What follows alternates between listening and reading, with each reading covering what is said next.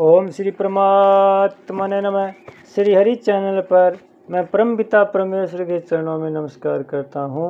सब संतजनों ऋषि मुनियों के चरणों में नमस्कार करता हूँ।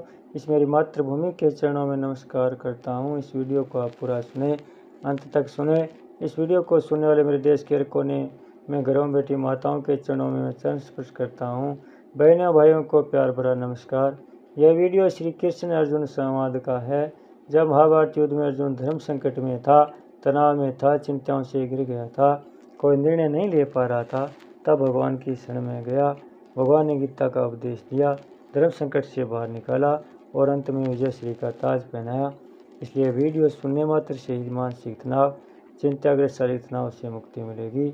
इसलिए आप सब श्रोतागण से मेरी विनती है, इस सुप्रभात में पुण्य का भागीदार बनकर जन कल्याण में अपना सहयोग दें। वीडियो को ज़्यादा से ज़्यादा शेयर करें, सब्सक्राइब करें और लाइक करें। अब आगे क्या कह रहे हैं भगवान। बढ़े हुए रजोगुण के क्या लक्षण होते हैं, इसको आगे के श्लोक में बताते हैं। क्या कहते हैं? लोभ प्रवृत्तिरारम्भ क्रमणाम संशयप्रहा रजसयतानि जायन्ते विवृधे भरतरस। ए भरत वंश में श्रेष्ठ अर्जुन, रजोगुण के बढ़ने पर लोभ प्रवृत्ति, कर्मों का आरंभ, अशांति और स्पृहा ये वृत्तियाँ पैदा होती है। व्याख्या: लोभ निर्वाह की चीज़ें पास में होने पर भी उनको अधिक बढ़ाने की इच्छा का नाम लोभ है, परंतु उन चीज़ों के स्वाभाविक बढ़ने का नाम लोभ नहीं है। जैसे कोई खेती करता है, अनाज ज़्यादा पैदा हो गया, व्यापार करता है और मुनाफा ज़्यादा हो गया, तो इस तरह के पदार्थ धन आदि के स्वाभाविक बढ़ने का नाम लोभ नहीं है और यह बढ़ना दोषी भी नहीं है। प्रवृत्ति कार्य मात्र में लग जाने का नाम प्रवृत्ति है, परंतु राग द्वेष रहित होकर कार्य में लग जाना दोष नहीं है, क्योंकि ऐसी प्रवृत्ति तो गुणातीत महापुरुष में भी होती है। गीता 14वें अध्याय का 22वां श्लोक। राग पूर्व करता सुख, आराम, धन आदि की इच्छा को लेकर क्रिया में प्रवृत्त हो जाना ही दोषी है। आरंभ कर्मणाम संसार में धनी और बड़ा कहलाने के लिए, मान आदर प्रसाद पाने के लिए नए नए कर्म करना, नए नए व्यापार शुरू करना, नई नई फैक्ट्रियाँ खोलना, नई नई दुकानें खोलना आदि कर्मों का आरंभ है। प्रवृत्ति और आरंभ इन दोनों में अंतर है। परिस्थिति के आने पर किसी कार्य में प्रवृत्ति होती है और किसी कार्य से निवृत्ति होती है, परंतु भोग और संग्रह के उद्देश्य से नए नए कर्मों को शुरू करना आरंभ है। मनुष्य जन्म प्राप्त होने पर केवल परमात्म तत्व की प्राप्ति ही उद्देश्य रहे, भोग और संग्रह का उद्देश्य बिल्कुल न रहे। इस दृष्टि से भक्ति योग, ज्ञान योग में सर्वारंभ प्रत्यागी 12वें अध्याय का 16वां 14वें अध्याय का 25वां श्लोक पद से संपूर्ण आरंभों का त्याग करने के लिए कहा गया है। कर्मयोग में कर्मों के आरंभ तो होते हैं, पर वे सभी आरंभ कामना और संकल्प से रहित होते हैं। गीता 4थे अध्याय का 19वां श्लोक। कर्मयोग में ऐसे आरंभ दोषी भी नहीं है, क्योंकि कर्मयोग में कर्म करने का विधान है और बिना कर्म किए कर्मयोगी योग समता पर आरूढ़ नहीं हो सकता। गीता 6थे अध्याय का 30वां श्लोक। अतः आसक्ति रहित होकर प्राप्त परिस्थिति के अनुसार कर्मों के आरंभ किए जाए तो वे आरंभ नहीं है, प्रत्युत प्रवृत्ति मात्र ही है, क्योंकि उनसे कर्म करने का राग मिटता है। वे आरंभ निवृत्ति देने वाले होने से दोषी नहीं है।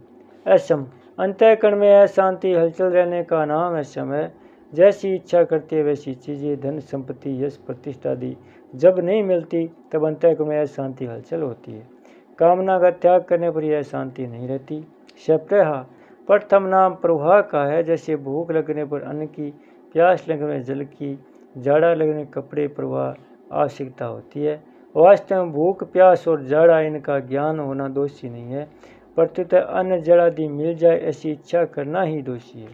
साधक को इस इच्छा का त्याग करना चाहिए, क्योंकि कोई भी वस्तु इच्छा के अधीन नहीं है। रजस्याता नहीं जायन्ते विवर्धे भर्षभ। जब भीतर में रजोगुण बढ़ता है तब उपयुक्त लोभ प्रवृत्ति आदि प्रवृत्तियाँ बढ़ती है। ऐसे समय साधक को यह विचार करना चाहिए कि अपना जीवन निर्वाह तो हो ही रहा है, फिर अपने लिए और क्या चाहिए। ऐसा विचार करके रजोगुण की वृत्तियों को मिटा दे, उनसे उदासीन हो जाए। परिशिष्ट भाव है कि रजोगुण के बढ़ने पर सतोगुण के प्रकाश और ज्ञान दब जाते हैं। रजोगुण असंगता का विरोधी है। रजोरागात्मक विधि। गीता 14वें अध्याय का 7वां श्लोक। क्रिया पदार्थ संग करने के कारण यह मनुष्य को योगारूढ़ नहीं होने देता, कारण कि मनुष्य क्रिया पदार्थ से असंग होने पर ही योगारूढ़ होता है। गीता 6 अध्याय का 4था श्लोक।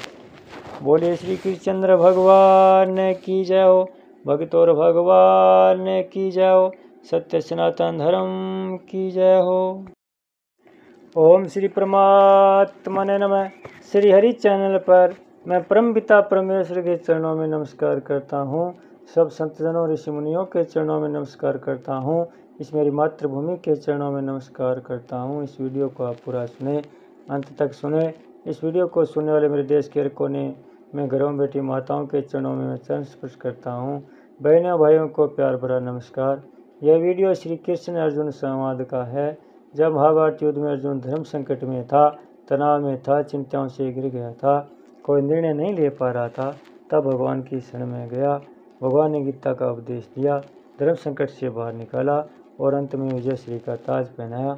इसलिए वीडियो सुनने मात्र से ही मानसिक तनाव, चिंताग्रस्त शारीरिक तनाव से मुक्ति मिलेगी।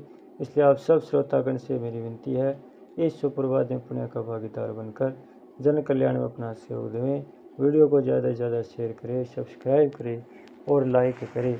अब आगे क्या कह रहे हैं भगवान।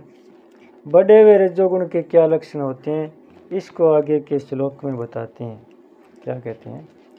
लोभ प्रवृत्तिरारम्भ क्रमणाम संशयप्रहा रजसयता